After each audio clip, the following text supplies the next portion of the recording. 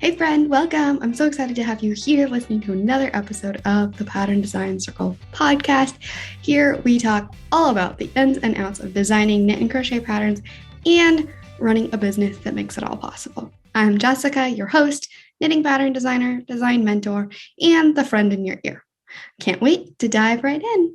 The Pattern Design Circle podcast is sponsored by the Pattern Design Circle, a membership community for knit and crochet pattern designers that are feeling lost, lonely, or frustrated in their business. It connects you with a supportive community that's always eager to answer your questions and help you through the hard times.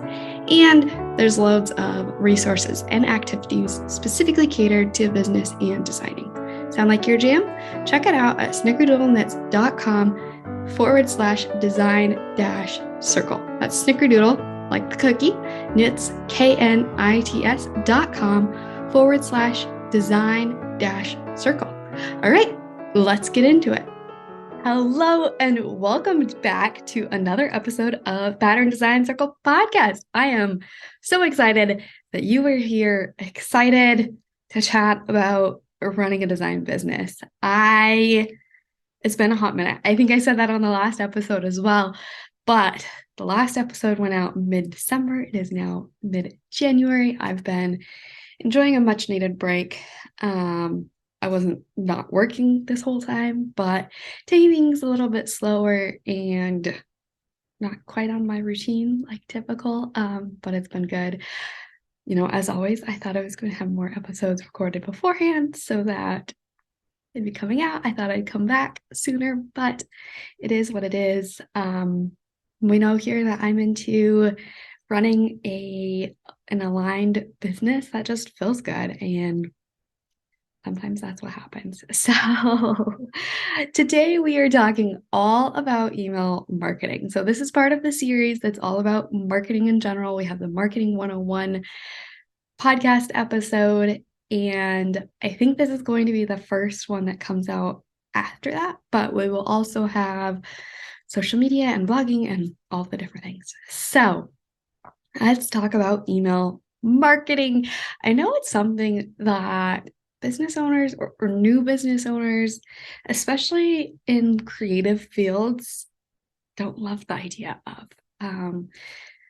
People have a lot of ideas of email marketing is just people hate getting emails and just salesy, and it's just another thing, and nobody likes emails and all these sorts of ideas. But there are a lot of advantages to marketing via email. So what is email marketing? If you've been online any amount of time, you are probably quite familiar with it. If you ever signed up for a business's, to get a discount or anything like that, you end up on their email list, and then you receive email marketing from them. So it is a way for businesses to really keep in touch with their customers and deliver the messages that they want to share. There are a lot of ways you can go about it. There are a lot of different messages you can share, just like any other form of marketing. So why have an email list? Why is email marketing such a hot strategy for business owners? And a lot of it has to do with, for most folks in their eye, it's social media or it's email list. Or maybe it would be better to say, more accurate to say, a lot of businesses really think of marketing as social media. And so the advantages of email list compared to social media are pretty clear when you actually know about it. So compared to social media, an email list, you actually own that list of people who have subscribed to receive your content. With social media, you've likely heard of how folks can just get shut down in an instant at the discretion of the social media platform. So they suddenly lose contact with all of these followers that they had and aren't able to reach them anymore. So the email list you own. You don't own the email platform that you're sharing posting your content through, that you're collecting emails through, but you can download a CSV, which is basically like a table. It's not the same as a spreadsheet, but it's a similar idea. For the sake of simplicity, you can download the CSV and you have all of the emails on your list. So do that regularly. So if something did happen and your email service provider got hacked or whatever, decided that they were quitting overnight, you would still have your email list, the actual list of emails. Then, additionally, an email list does not depend on an algorithm. So when you're using social media, I want to be clear, algorithms are used all over the place, not just on social media. But a lot of people are very familiar with the fact that social media uses algorithms. And so really the algorithm is predicting what content is best to show a certain user, somebody on social media. It determines, it ranks it all and really filters what you're seeing when you're on social media. And so because of that, not all of your followers will see your content, and not all of your followers will see all of your content. The more engaged and interactive they are with your content, which this will all be in the social media section, so I shouldn't go too far down. But the more they interact with it, the more likely they are to see it, but they still aren't guaranteed to see any or all of your content. Now, with the email list, it goes to their email. There is no algorithm blocking or preventing or hiding or whatever kind of word you want to use, filtering content so they don't receive it. Now, of course, we know that the spam folder exists, and some emails also have like the promotions area and things like that. So that can make it a little bit more complicated. But there are things you can do to stay out of the spam folder. We'll go ahead and talk about that a little bit later. I already had a few things on my notes, but I'm going to put that here on my list. So we specifically talk about a few more options. But you have a bit more control over that than you do the algorithm. And of course, with the algorithm, you're competing against the millions of people that are on social media. You're dealing with overwhelm and all of that. So the third point that I want to talk about, final one, of why email marketing can be such a great strategy is because it requires a deeper commitment level from the subscriber. Hitting follow on social media is pretty simple. It doesn't feel like there's a lot of risk involved with that. It's easy to follow, it's easy to unfollow. So there's not a high level of commitment there. But when somebody shares their email address with you, that is a higher level commitment level. It means that they trust you and they want to hear from you, that they're really interested in what you have to offer, and they're interested in hearing from you.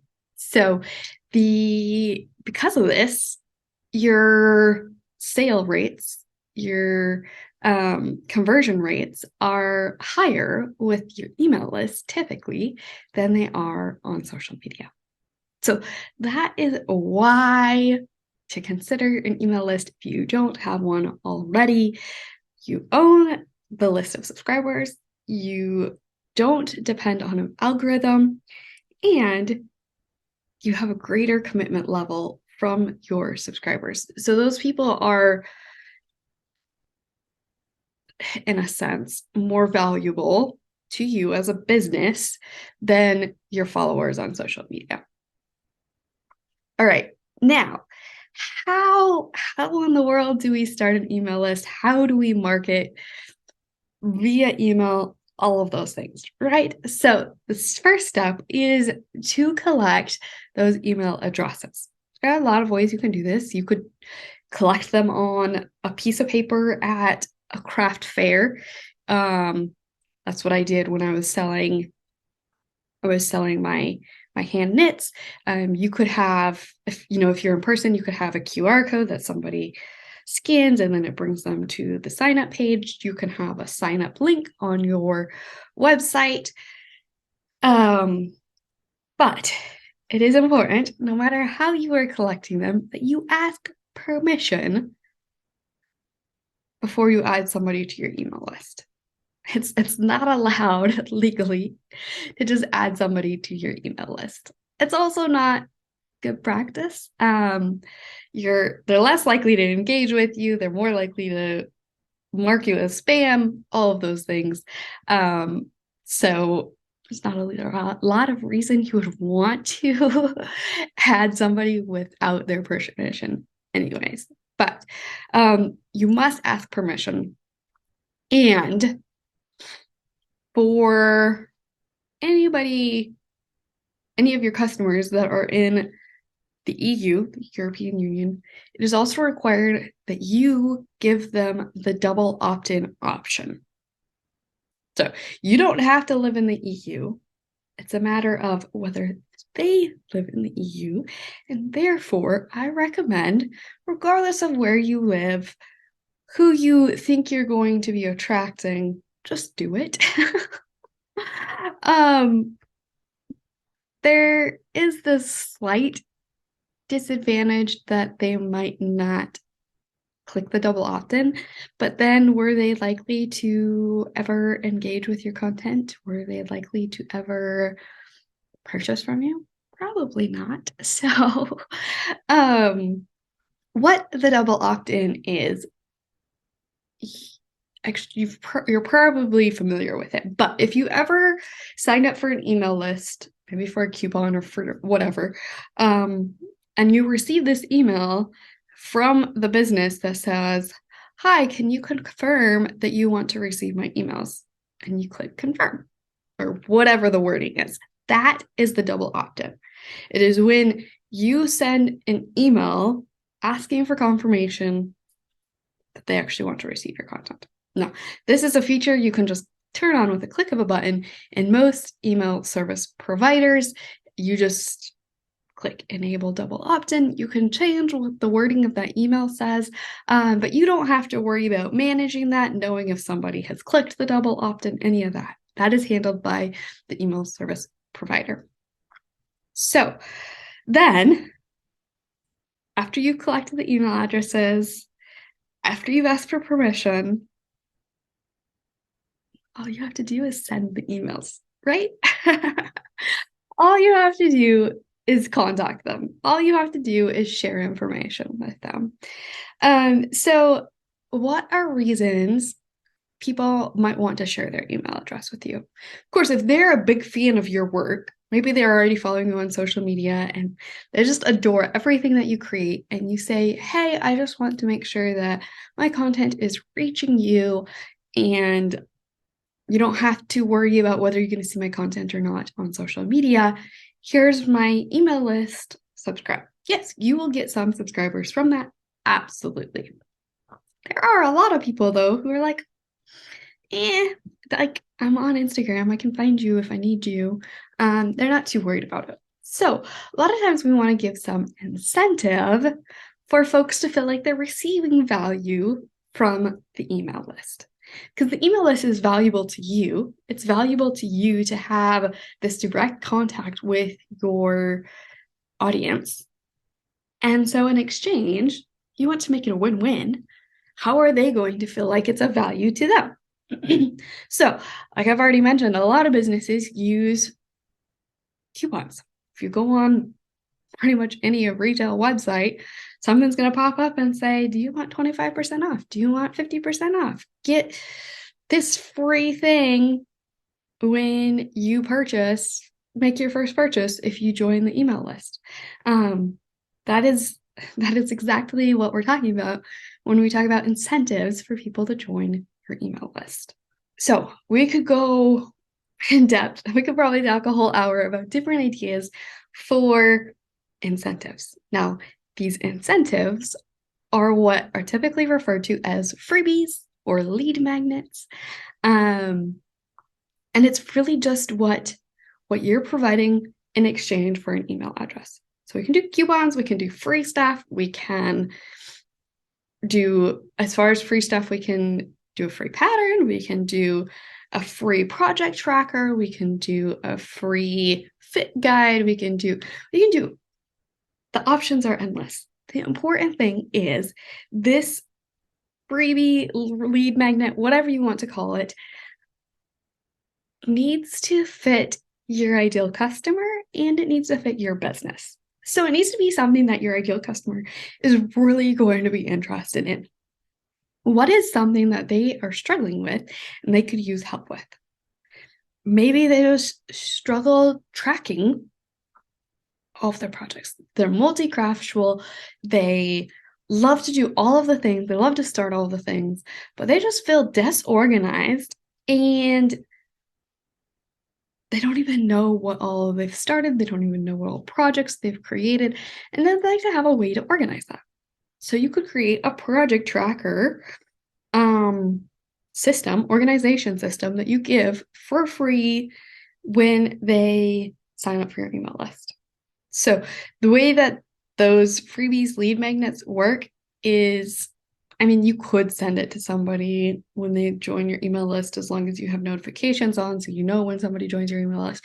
But typically, you want to just send it via the email service provider, have it linked to the sign up page so that when they sign up, it will send the lead magnet. Now, if you have the double opt-in enabled, it will send the double opt-in, it will wait for confirmation, and then it will send the freebie, that email that contains the free item.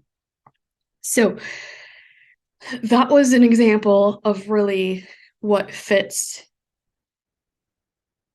like if your freebie works for your ideal customer. Now, you also want the freebie to fit your business. What does your business specialize in? What is it really good at? You want it to be connected to your business. If your business has nothing to do with organization and tracking, I mean, yeah, it's still related, but it's not so deeply related. It's not like everybody who wants to organize their projects is necessarily going to be interested in, maybe you specialize in funky socks, bright colored, textured, whatever. There isn't necessarily so much overlap between those two categories of people. So you really want to be attracting the people that are really interested in what you specialize in. So if you do specialize in socks, maybe your freebie is how to choose the best sock customizations to fit your foot. Maybe it is talking about 3 different heel types and what kind of heel or arch it works best for. Maybe it's just describing like, okay, if you make a sock with each of these heels, this is how you know if the sock is really fitting your foot correctly. This is how you choose the correct heel for your foot. Maybe it's a freebie that's talking about how to make adjustments to the length of a sock. Like with a specific texture or pattern or something like that. Really, it needs to feel valuable to your audience so they actually want to join your email list, and it needs to be related to your business. Now, I will say my knitting business side, I'm honestly not the best example. I've had several freebie ideas that I just haven't followed through with. So I still just give a free knitting pattern. Yeah, it's my pattern. It's not specifically related to maybe kind of what I focus on, because I have a free hat pattern, I have a free headband pattern. They're super bulky. They were some of the first patterns that I created, but it works. So don't get caught up on perfectionism. Don't get caught up on really making sure it's the best thing you could possibly create. If it's feeling overwhelming, use an idea that feels easier, see how it works. You can always create more later. You can change them out. You can change them out seasonally. You can change them out when you create a new lead magnet. This isn't a forever commitment. And if you choose to create several, you can share them on social media, on Pinterest, on website, whatever, and just see what folks are most interested in. You can even share your new freebies and lead magnets with your existing email list and see what they opt in for, what your existing audience is really interested in. So, the nice thing, I keep talking about how it integrates with social media and Pinterest and Google and all of the different things. That's one of the really nice things about email marketing is that it does blend so well with other marketing strategies. You can build your email list while simultaneously building a social media following. You can build your social media following and send that following over to your email list. So, and then let's talk about sending emails. I'll dive a little bit deeper in a little bit, but I just want you to keep an open mind when it comes to what business emails look like.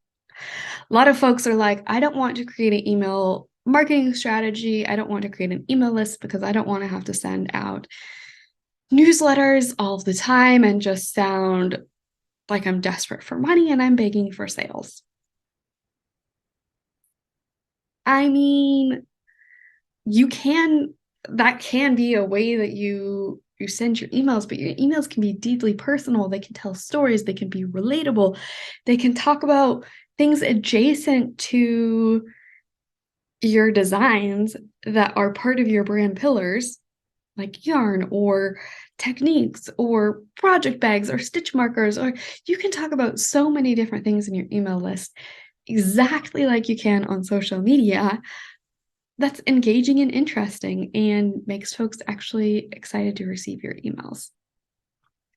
All right, now let's talk about platforms, email service providers. If you've seen the abbreviation ESP, that is email service provider, they just make our life so much easier when it comes to email marketing. This is where how you can collect the email addresses, how you can segment and tag different people. So for me, as an example, I have an audience that is knitters and I have an audience that is designers. Sure, there's some little bit of overlap in between, but I want to keep those separate so that when I'm sending my pattern launch content, that's not going to the designers. And when I'm talking about pattern design circle or I'm talking about business strategies or anything like that, that's not going to the knitters. So you can separate those. Different platforms call them differently. Sometimes they're segments, sometimes they're tags. But it's really separating those categories to make it easy to send the right message to the right people. So you can do that in your email service provider. You can schedule out your emails. You can schedule out your freebie so that it automatically sends when somebody joins your email list. You can make it all your email all pretty, all of the different things we can all do because of the email service providers. So if you're not familiar with different options, here are several options. You can research what feels best for you. Yeah. So without further ado, we have MailChimp, which is what I used first. They have a free version, which works well, but I found it a little bit clunky and it wasn't working super well for my segmenting for my two lists with the free version. And for the upgrade, I felt like there were better options out there. I do know that since then, MailChimp has made changes. So if that's something that interests you, go ahead and try it. MailChimp is highly recommended amongst many business owners. It's not necessarily considered the top one, but it's good. Flowdesk is the program that I use now.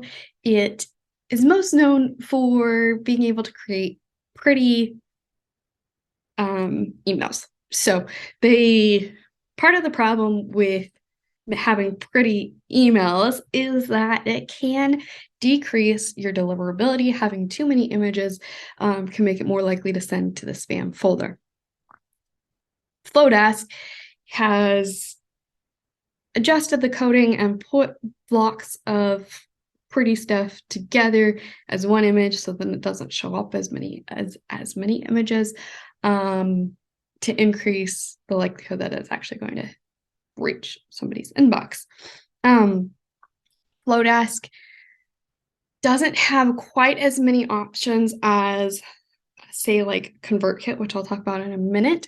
But I really do love it. I'm trying to think. There is something specific that annoys me that they don't have, but now I can't think of it off the top of my head. If you ever have any questions about any of these specific programs, of course, always feel free to reach out to me on Instagram at Pattern Design Circle, or email me, jessica@snickerdoodlenuts.com. Happy to chat more details. But so Flowdesk is my top recommendation. That's what I choose for myself. I see a lot of other businesses choosing that. I do have an affiliate link where I believe you get 50% off of the first year of your membership with Flowdesk. They also have either a 14 or 30-day free trial, so you can check it out. They now you can do an add-on where you can have your checkout and everything on Flowdesk. So if you don't have a website, that works great. Or if you don't have a website that you can sell through. Yeah, so I'll leave the affiliate link in the description of this podcast episode, but I was going to say something. Oh, affiliate program, the 50% off first year, affiliate programs, they can change the terms, used to be it was 50% off forever. But now it's 50% off for 1 year. So if you're listening to this later, it is absolutely possible that has changed again. MailerLite is another email service provider. I've really only heard about it from folks in the crafting, the knit and crochet business world. I don't know why that is specifically, but it sounds like folks are pretty happy with it. It's just doesn't seem to be one of the highest contenders among businesses in general. Now, ConvertKit is. ConvertKit is often what I see as the number one recommended email service provider for businesses. You can use it for free for up to 1,000 subscribers. And then they have they charge at different tiers based on how many subscribers you have. That's another thing that I like about Flowdesk is it's a one price, no matter how many subscribers you have. So you don't have to worry about really keeping that subscriber count down or worrying about having to pay more money if you cross a threshold and things like that. Then a lot of websites, if say you're on Wix or you're on Squarespace, things like that, they often have a way that you can send emails. I know the one with Wix is not quite as smooth as email service providers. I know some folks have said Squarespace, it doesn't have as many features as if you were at the email service provider. But if it comes with your current level of website and it's free, it's definitely something to give a look at, to consider. And then the last one I have on my list is Constant Contact, which I have just heard about from one of the members of Pattern Design Circle. She said that she's seen different yarn shops using it. I really don't know much about it. Otherwise, I don't know what folks' experiences with it or anything like that. So if you're looking for something free that can always be free, my recommendation is MailChimp. If you're looking for something pretty, my recommendation is Flowdesk. It is never free. I mean, except for that trial period, but they don't have a free level. If you're looking for kind of the best out there, ConvertKit is my recommendation. It is free, like I said, up to 1,000 subscribers. Yeah. Something about subscriber count.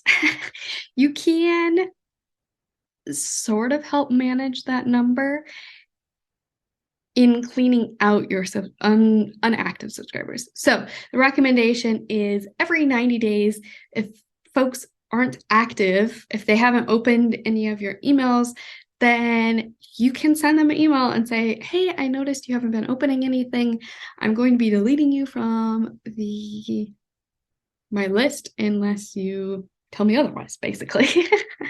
And tell me otherwise can be opening the email. It can be clicking something in the email just to let you know that they're actually interested and engaged. And then after you send that email, you give them however long you want to give them, then you can go through and delete all the people who still aren't active. So that can help keep your subscriber list down to really who's actually active in your email.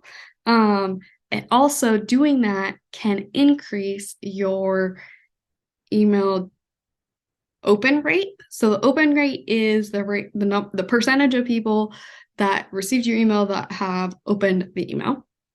The conversion rate is the number of people that have opened your email that have now purchased whatever you offer in your email. So just a little terminology there. So getting rid of the people that aren't interested in your content can increase your open rate. And when you have an open rate, your email service provider is more likely to say, hey, this person creates amazing content, and this does not belong in the spam folder. So there's that. The other tip let's go ahead and talk about spam folder. I was going to leave it till later, but let's talk about it. So another way to stay out of the spam folder is your subject lines.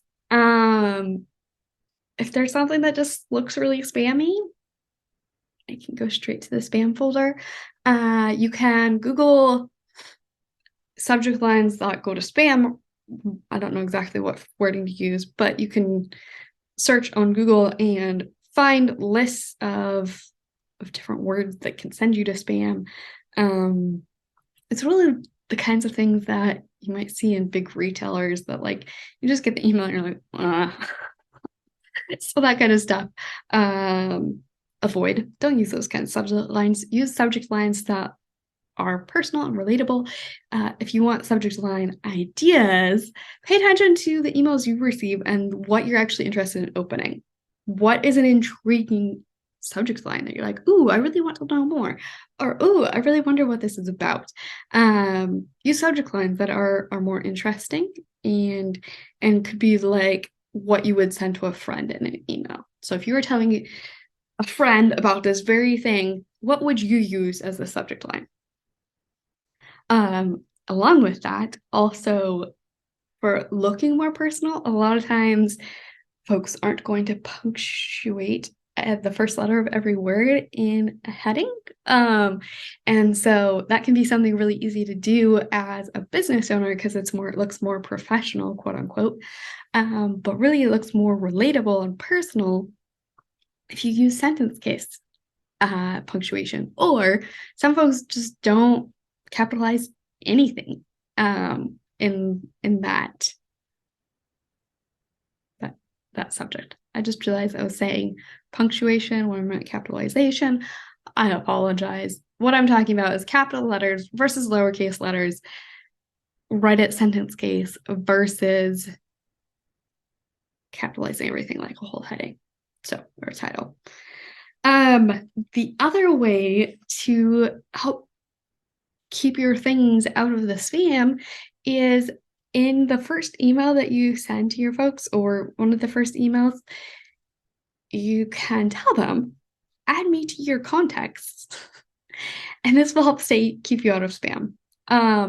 You can also remind folks to tell their email and when I say tell, I mean, it's like a setting you mark, that it shouldn't go to promotions, but it should actually go to their inbox, things like that. You can tell your audience, your subscribers, these reminders. Like, say, if you want to receive my emails, add me to your contacts.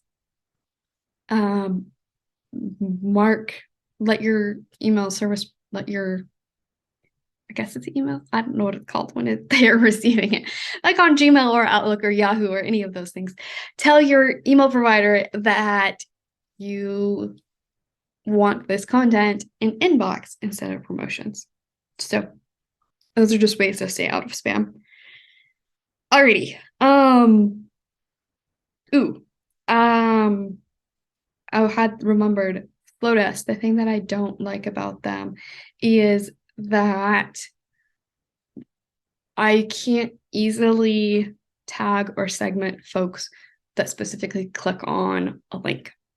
So if I really want to easily collect all of the people interested in something, I really need to create a new sign up. And I'm like, if you're interested in this, hey, fill out this form with your email address so I can add you to this list, basically.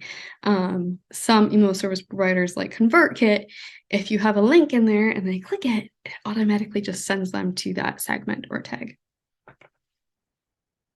Alrighty. Now, when should you send emails? That is up to you. But at a minimum, once a month. Typically, you want to do twice a month. A lot of folks say ideally once a week, but it's up to you. You know your audience. You know, do they prefer to receive a really long newsletter once a month, or do they prefer to receive bite-sized pieces of information once a week or once every other week? There's also, I don't know if some debate is the right word, but differing opinions, at least in how people approach it in their strategy. A lot of people will tell you, don't make every email a sale email. So don't tell your subscribers, hey, you really need to purchase this item. You need to purchase this item. You need to purchase this item. Have content between that is personal, that makes you a relatable human being, that builds that know, trust factor, that builds that connection level, that builds the emotional connection, so that folks are just interested in you and your brand and not just what you sell. Because a lot of folks don't love when all they receive is sale emails. So that is one thing. If you're only sending an email once a month, it can be harder to make it more personal and less saley, I guess. But really it's a matter of what makes sense to your customers. We're all dealing with a lot of overwhelm. Are they overwhelmed in their inbox? Are they going, you have to know your customer base, and you have to know what works for you. If you just know you're not going to send an email, if you have to do it, you think you're going to do it once a week, don't make that your plan. But I will say that often building the habit is easier to keep it consistent if it's more regular. So whether that's once a week, once every other week, makes it easier to actually do it when you're in the habit of doing it. Once a month, it can be easier to kind of neglect, in my personal experience. So what kind of emails do you want to send? Obviously, you want to send your launch emails to let them know a new pattern's coming out, to share about your pattern. But you can share all sorts of other things. You can share progress photos as you're working on a new design. You can share test knitting emails. You can also segment so that your test knitting emails are separate. That's what I do. I have a separate segment for testers, so they receive every test knitting email I send. You can share educational content. You can talk about knitting techniques. You can talk about sizing. You can talk about all of the things, yarn and tools, and you can get as nerdy about knitting and crochet as you want to. Do hopefully you already know what your brand pillars are, your brand containers are. That will really help you to know what kind of content to share. So if you're educational kind of focus in your business, share educational content. If you're more of an inspirational focus, share inspirational content. And that can include sharing other people's designs. Absolutely.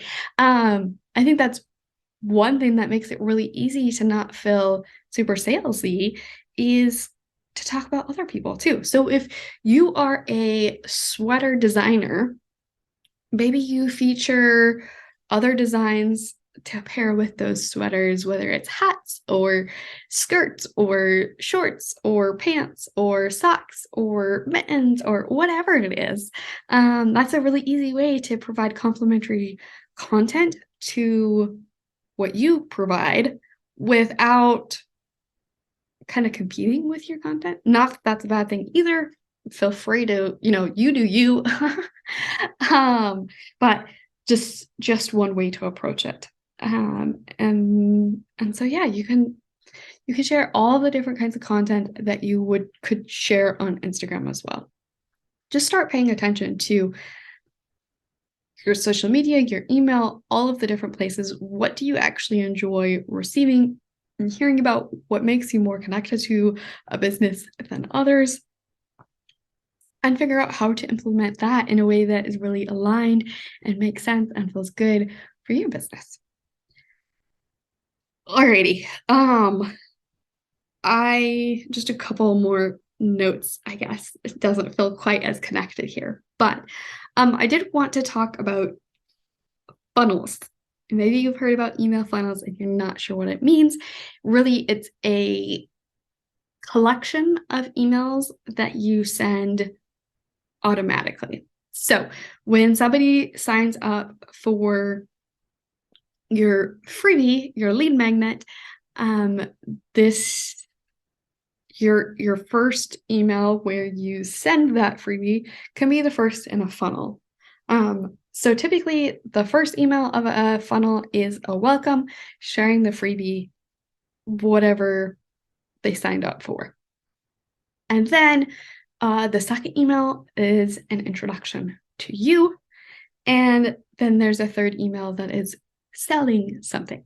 It's really kind of talking more about your products, what you create, what makes your brand unique, and what they can do to purchase from you, because they have opted in for something free, said, hey, I'm really interested in what you create. This is super valuable to me. And so now this is actually a very good time to sell to them, because they're already interested in what you're making, what you're creating, and what you're selling. So you can then send an email after you've given a little bit of introduction, been a bit personal, saying, hey, here is my favorite pattern that I've designed, just my favorite comfy, cozy pattern. It's my favorite pattern for winter, and maybe you change it out seasonally, whatever you want to do. You can just share that item and have a link, a button for them to purchase. So that is what a funnel is. You can do sales funnels and things like that, get more complicated. Doesn't necessarily have to be when somebody first signs up, but that is the general idea of a funnel. You can make as many emails as you want in there. So for example, I have thought about creating like a 6-month-long funnel for a very specific kind of topic.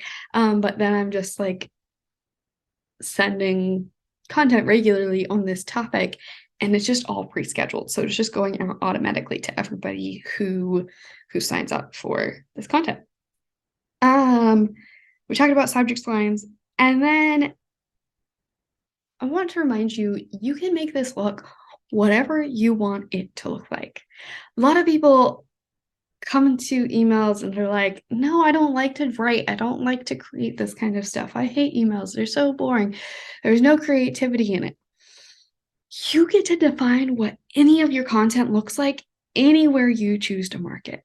If you love creating videos, your emails can be videos. Like you can just send a video in your email. You can be like, hey, here's a video I made for you, and share the video. And maybe that video is your message about your pattern, your progress, your whatever, your new favorite tool, your new favorite yarn, any of those kinds of things. So feel free to be creative. And you can absolutely link to your content in other places. If you have a podcast, if you have a blog, if you have maybe an Instagram live, something like that, you can absolutely send an email and be like, hey, this is what I was talking about. This is why it's really interesting. Here's the link so that you can learn more, dive into it. And in general, marketing, absolutely lean into repurposing your content, which means if you share something on Instagram, yes, you can share it with your email list. You might make a little twist. You might add 4 Instagram posts together to make your email. The truth is, most people don't see everything you make on social media. And if you're like me going through your email list, I don't read a lot of the emails either. I might scroll through them, but chances are people aren't going to notice that it's similar.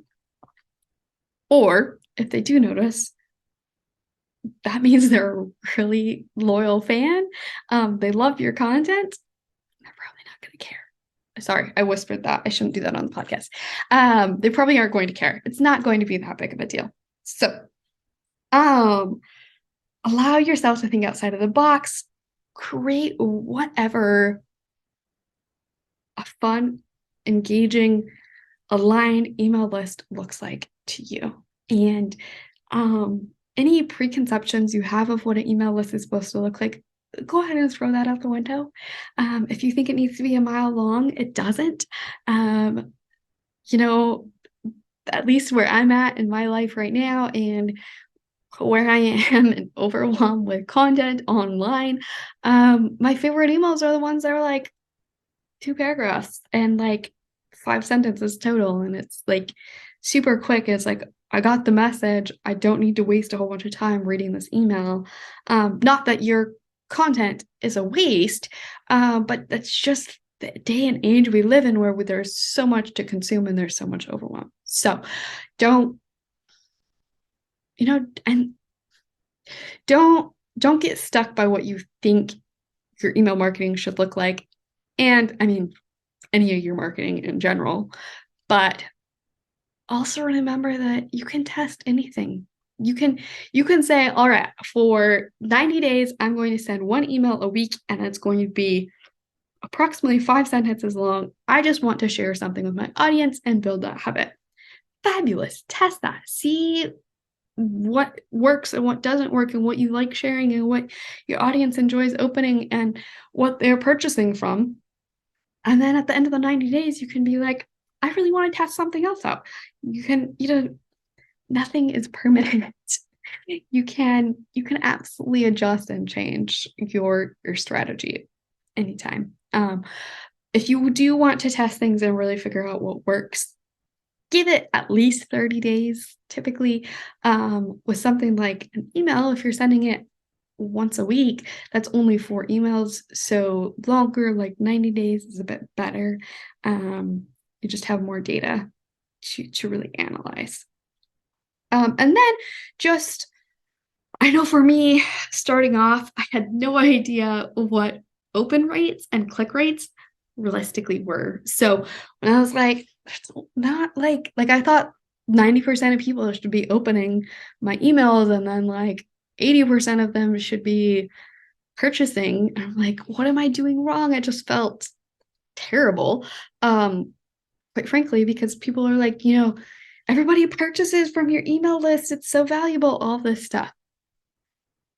More statistically, typically, more people a higher percentage of people purchase via your email list than from your subscriber base. But that does not mean everybody does. So I don't have numbers specifically for the knit and crochet design world. I don't know what numbers look like for our industry. But typically what I hear from business world is open rates, 20% is kind of average. The typical range, I think, is maybe like 10 to 30%. I don't know, 10 to 20%, 25%. I know that business folks that I have learned from have said that, they feel like they have a really high open rate and maybe they have 40%, 50%, 60%. So just for some perspective, do also keep in mind that as your email list grows, the open rate typically decreases. So just expect that is okay. Maybe you have 20 subscribers and your open rate is 95% and your email list grows to 100 and now it is 70%. That is normal. That is okay. You still will have percentage-wise, number-wise, you still have more people opening and more people purchasing your products. So and then for conversion rates, this is so helpful to know, to really know what to kind of realistically expect for a goal if you're into goal setting for sales. So when you launch a pattern, how many sales should you expect based on your subscriber numbers on Instagram, on email, on all of the places? For email, now I thought it was 1 to 5%, but it actually seems like it might be higher than that. I think social media is 1 to 5%. It might be up to like 10% on email. I'm so sorry. I will put this in the description of the podcast because now I'm second guessing myself. But anyway, the point is, it is not the majority of your list. So I just find that super helpful to know for realistically setting my expectations for a launch. Now, of course, if you have amazing marketing and people, you're really connecting with your audience, you really have strong brand, strong marketing, you may absolutely have a much higher open rate and conversion rate than average for the business world, especially since we're selling lower ticket items. But I do like to just throw those numbers out there to set a little bit more of expectation so you're not beating yourself up if you're not getting 95% open rate and conversion rate. So alrighty, I think that is everything I have for you around email marketing for right now. I really hope you found it helpful. We talked about what email marketing is, why you may be interested in it, how even start your email list, where to create that email list, different email service provider options, when to send emails, and then a few more little tips about funnels and subject lines and following your alignment, what actually works for you. So if you have any additional questions, of course, always feel free to reach out to me at Pattern Design Circle on Instagram. And I hope it's really helpful. I feel like we just packed a whole lot about email marketing into one place, but yeah, I do hope it's helpful. And I look forward to chatting you two again very, very soon. Wow. Thanks so much for listening to this episode. If you found it valuable, please share the podcast with a designer friend. And if you have a minute, leave a review. It's so helpful for me and means the world to me. Chat soon.